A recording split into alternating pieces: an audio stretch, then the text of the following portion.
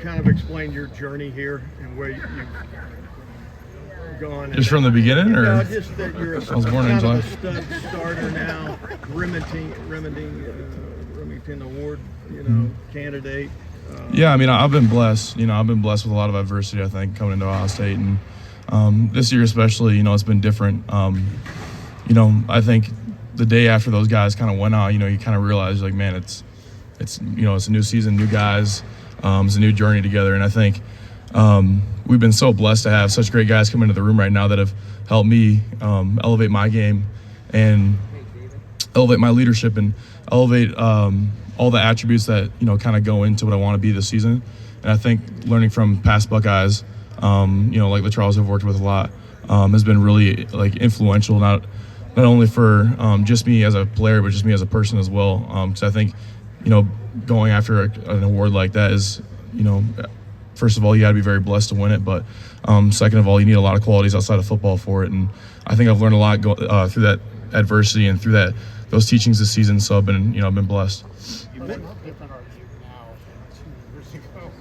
Yeah. Trusting the job before you were probably ready. Oh yeah, no. I mean, I was, I still like green behind my ears. Yeah, no, I'm a little older now. Bones are a little more sore, but no, I'm I feel like I'm a completely different player, completely different person. But I've been blessed. Like through all those adverse times and through all those teachings and through all those hard times, I've really learned a lot about myself, a lot about my playing ability, a lot about where I can go as a player and how much more growth I still have yet, because I still think I have a really high ceiling for myself that I can reach, and every day we're trying to raise that floor to there.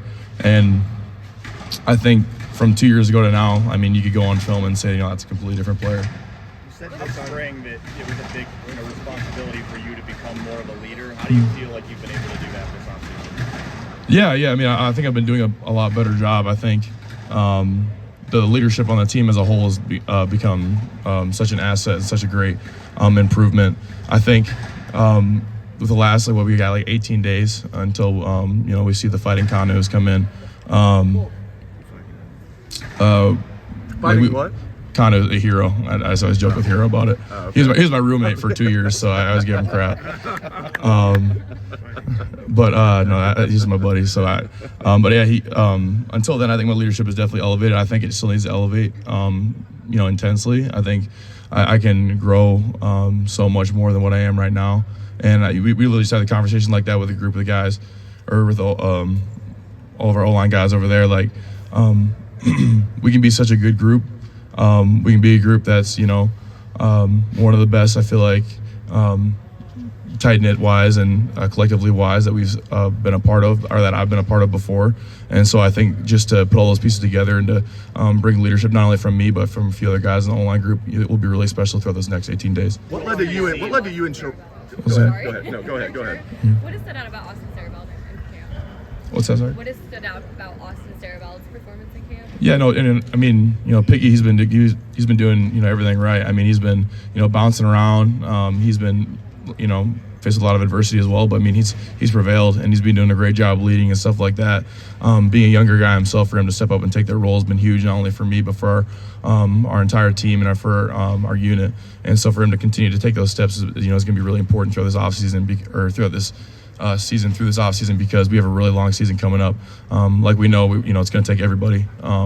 And last year really showed that. So I think that leadership, not only coming from, like a couple guys, but from the entire group, I think it's going to be so important, because like I said, we're going to need everybody. Reflecting on last year, I mean, you weren't playing for a while, then you become the starting left guard, then you move back to center, and you become the starting center on the national championship team. Yeah. I know you already answered this a little bit with Clay's question, but what a whirlwind last year, and you came out on top. Yeah. As you reflect on that, what comes to mind? Yeah, I mean, just how blessed I was. Just, continuing to count my blessings. I mean, I never thought, that would be the case. I know going into Penn State with Coach Fry, I was like, I know you never played it, but you want to give it a shot? And I was like, shoot, why not?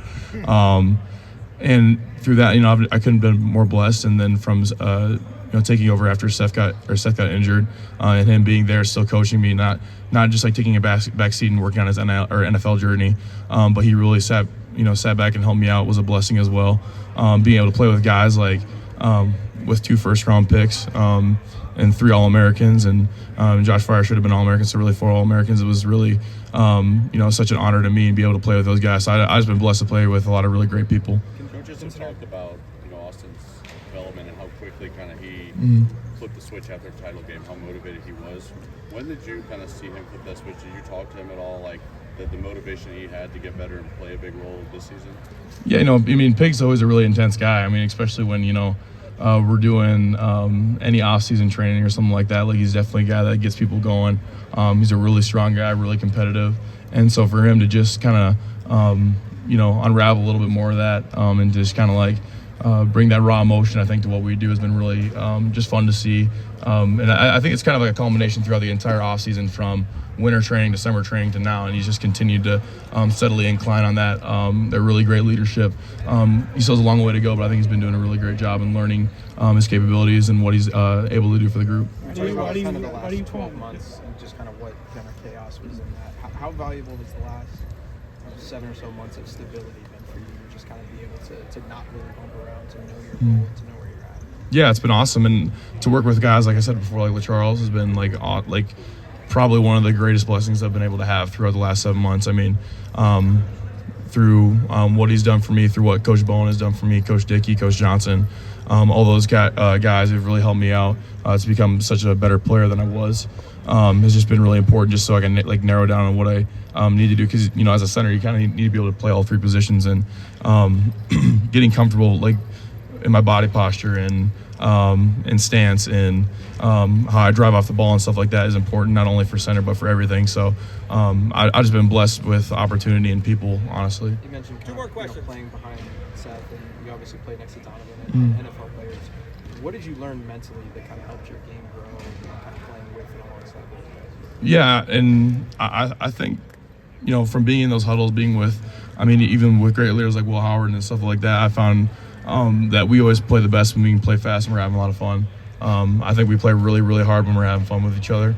I think when we kind of have that mindset of we're going to burrow down and, it's us against, whoever, it's us collectively, our unit, against whoever wants to, line up across from us. I think that's when we have our strongest mindset and collective force together. And I think playing with Donnie and playing with Josh Fryer and Jimmy and Seth and, all those guys in the past and stuff like that, they've taught me that, physically we can be really capable, but for mentally all together, we're pretty hard to deal with. What is the biggest difference between a center who's getting ready to start for the first time in his life and a center who's been through the battles and has a bunch of experience? Yeah, a center who has a lot of green behind his ears. He goes up there and he's really just hoping he just doesn't mess up. He's hoping, the snap gets the quarterback. He's hoping on a lot of stuff. He's not really dictating anything. He's not going up there and deciding. He's like, okay, I'm going to give this guy 2 options. I know